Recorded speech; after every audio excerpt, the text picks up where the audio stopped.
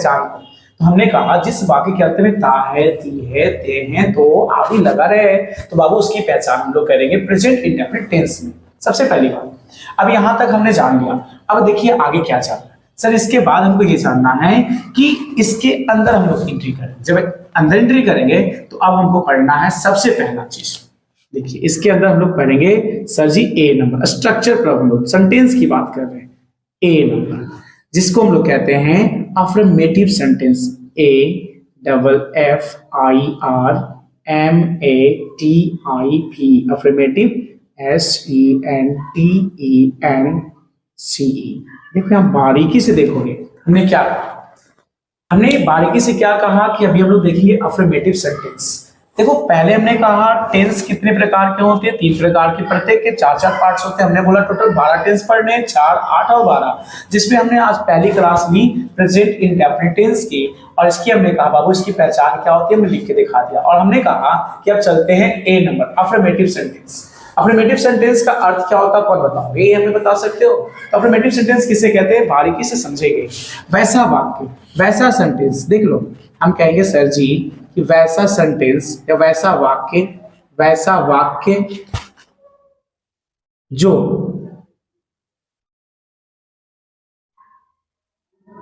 वैसा वाक्य जिसमें कोई प्रश्न ना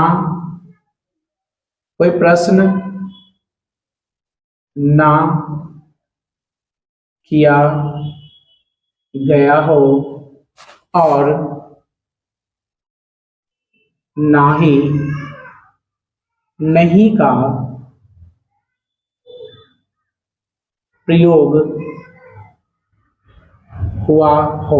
देखो बारीकी से हमने क्या कहा, सर ने कहा कि बाबू अफर्मेटिव सेंटेंस का अर्थ क्या होता है, वैसा वाक्य जिसमें कोई प्रश्न ना किया गया हो, यानी कोई क्वेश्चन नहीं किया गया हो और ना ही कोई भी प्रयोग, मतलब नहीं का प्रयोग नहीं हुआ होगा, ना ही कोई प्रश्न किया गया हो और ना ही नहीं का प्रयोग किया होगा। हमने कह दिया ना ही क्वेश्चन पूछा गया हो और ना ही नेगेटिविटी आए, तो हम कहेंगे भैया अफर्मेटिव सेंटेंस। सकारात्मक वाक्य की ये कहानी हो रही है। तो सकारात्मक में सिंपल बात हो रही है, ठीक है ना। जैसे मैं कहता हूं, मैं खाता हूं, राम बाजार जाता है, हम लोग घूमने जाते हैं और मोहन मार खाता है, आप आम खाते हैं। ये सब सकारात्मक बात हो गई। ये सभी हम लोग अफर्मेटिव सेंटेंस में जानेंगे। लेकिन अफर्मेटिव सेंटेंस में हमने देखा कि किसे कहते हैं, पहचान हो गई भैया। इसके बाद क्या स्ट्रक्चर्स की बात करते हैं हम लोग, STRUCTURE, स्ट्रक्चर, ठीक है।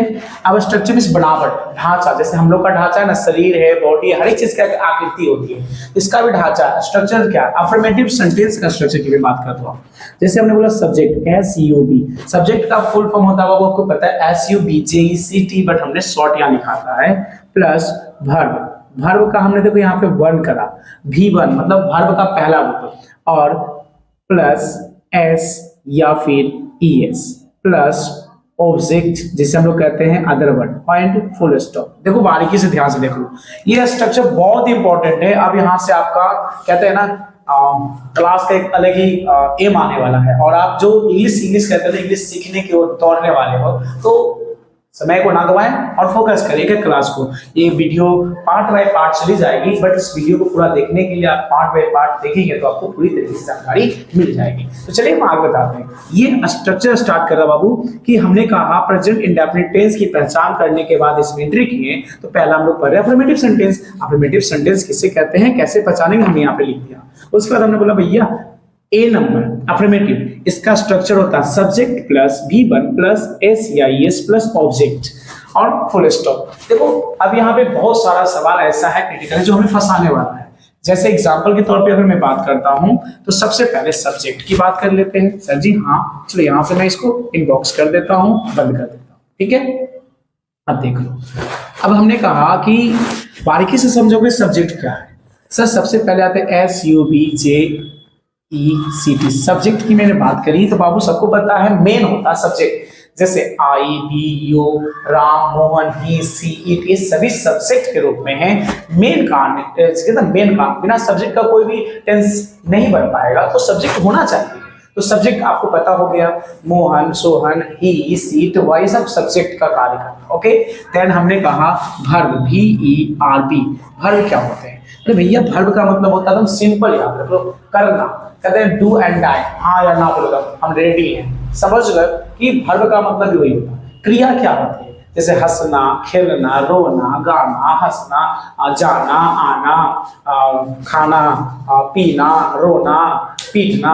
अर्थात हमने ये देखा कि जिस भी शब्द के अंत में ना आ रहे हैं तो हमने कह दिया भैया वो वर्ब है। कौन सी है? वर्ब है।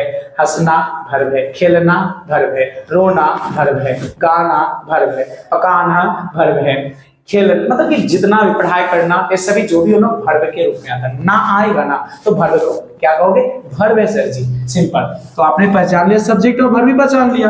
अभी वर्ब का मतलब ये समझ में आया होगा। अगर आपको तो देख लीजिए, वर्ब के बाबू 5 टाइप होते हैं। कितने टाइप होते हैं? कहोगे सर जी 5 टाइप होते हैं। क्या? देखिए, V1, V2, V3, V4 and then V5। Simple. Verb का कितना, अगर आपसे पूछा जाएगा वर्ब कितने प्रकार के, तो बोलोगे 5 टाइप्स के वर्ब होते हैं, V1, V2, V3, V4, V5, इस तरह से। फॉर एग्जांपल की मैं बात करता हूं, एक एग्जांपल लेता हूं, गो। गो का मतलब जाना, V2 होता है गो, WENT वेंट, और फिर GONE गोन, फिर GOING गोइंग, और हो गया GOES गोस। देख लीजिए कैसे पकड़ेंगे। गो मीन्स जाना, गो का V2 वेंट, और गो का V3 गोन, और गो का V4 गोइंग, और गो का V5 गोस। सिंपल में बात करें तो आपको फर्स्ट, सेकंड, थर्ड याद करना पड़ेगा, और फोर्थ में सिर्फ ING, हर एक में ING जोड़ देना है, और फिफ्थ में S या ES का कॉम्बिनेशन होता है, अर्थात S या ES जुड़ते हैं। तो सर हमें याद करना होगा। जैसे हमने